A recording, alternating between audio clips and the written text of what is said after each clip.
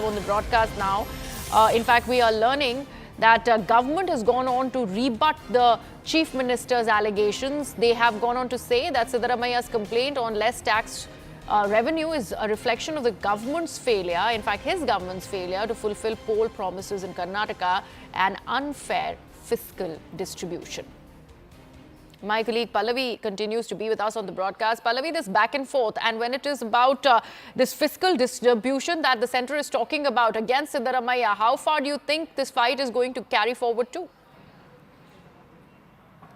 Well, there's a very scathing rebuttal which is coming in by way of sources, a point-by-point rebuttal to all the allegations which have been made by the Karnataka Chief Minister Siddaramaiah. Now, I think just to capture it very, very briefly and to summarize it, the insinuation which is coming in from the government side is very clear that first of all, it's the GST Council meetings where you have to make your recommendations and they decide on the devolution of the GST. Karnataka got at least 74% of the GST in terms of the revenue. If they've not been able to use it effectively, then the failure lies with the state government and not with the centre or the finance ministry. Second, finance commissions are set up, and the entire idea of finance commissions is that the state governments plead their case. Here again the allegation is coming in is that the state government was not able to put forward its point of view. At one point of time, Siddaramaiah also makes the complaint that, in Karnataka, only pockets have been able to benefit, and that's where he uses the Karnataka card. Now here's a very strong rebuttal that he's using a separatist tendency. He's trying to stoke division because to cover up his own failure. If there has not been an effective use of the GST and the devolution of taxes from the centre to the state, then it is only because that the Karnataka government is facing a major finance crunch, and that is because they made huge promises during elections. They've not been able to fulfill those promises or those freebies, selling off their land, selling off their property. And this just goes on to show that if Karnataka today is facing a financial problem, is the centre which cannot be blamed, is the state government which has to shoulder the responsibility. Right. Pallavi, I'd request you to stay on with us. We also have Harish Upadhyay, our colleague, who's joining us live on the broadcast. Harish, I'd like to understand from you, considering Siddaramaiah is making this argument against the centre, claiming that Karnataka ends up getting only about 6,000 crores of the 170 odd crores that has been allocated to be given to the various states. How much of those claims really are true as compared to the other states in the country? Well, at least certain of these questions are valid. For example, if in 2018 and 19, the state had got roughly around 45,000 crore rupees. In fact, the exact precise figure that was received back then was 44,485 crore rupees. And now it's receiving only around 46,000 crore rupees. Many would ask if the budget has stagnated. No. Has the tax collection stagnated? No. It's in fact almost doubled or more than that. That's the argument.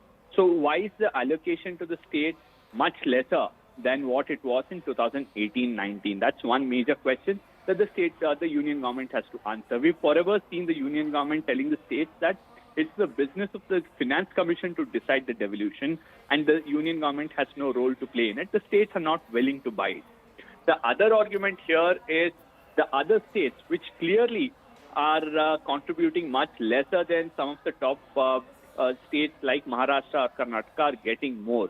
Karnataka, for example, says that for every rupee that they give out, they are getting only 13 paisa back in tax devolution, which is unfair. Will the new finance commission that is holding consultation with the states change it any differently or drastically is the question. We've already had that consultation has already happened with Karnataka. Karnataka has put forth these arguments saying that the tax allocation should go up, and some of the grants which were mentioned by the interim report of the previous finance commission should also be implemented in the current one. These are the arguments that are coming out. Definitely the states, especially the ones giving a bigger share to the central pool, feel shortchanged. For example, Karnataka says that we are the second highest tax contributing state in terms of GST collection, and it is also robust. I think it's gone up by 17%. That's the argument that Karnataka makes. And they're asking if the state is being punished for doing well in terms of tax collection. And Pallavi, Siddaramaiah in fact also goes on to claim that the GST collection of the state has been on an all-time high, but the allocation to the state by the centre is less than, in fact, 2018, 2019. Pallavi, I'd like to take that question to you because I wanted to also understand, is this also an attack when there was a BJP government in the state of Karnataka as opposed to a Congress regime? Well, I mean, there is a GST Council meetings which are held, and GST Council decides on the basis of the revenues to be earned and the sectors on which the revenues have to be earned by the state government. And the rebuttal which is coming in is very strong. I just mentioned it, 74% of the GST revenue earned by Karnataka government, if it has not been able to access it or utilize it, then according to the sources, it's a failure on the part of the state government on multiple sectors to fulfill their promises, only because they have to fulfill the promises or trying to fulfill the promises made during the elections. Right. Pallavi and Harish, thank you so much for joining us with all the latest that's coming out of Karnataka. This back and forth between the state government and the centre only continuing.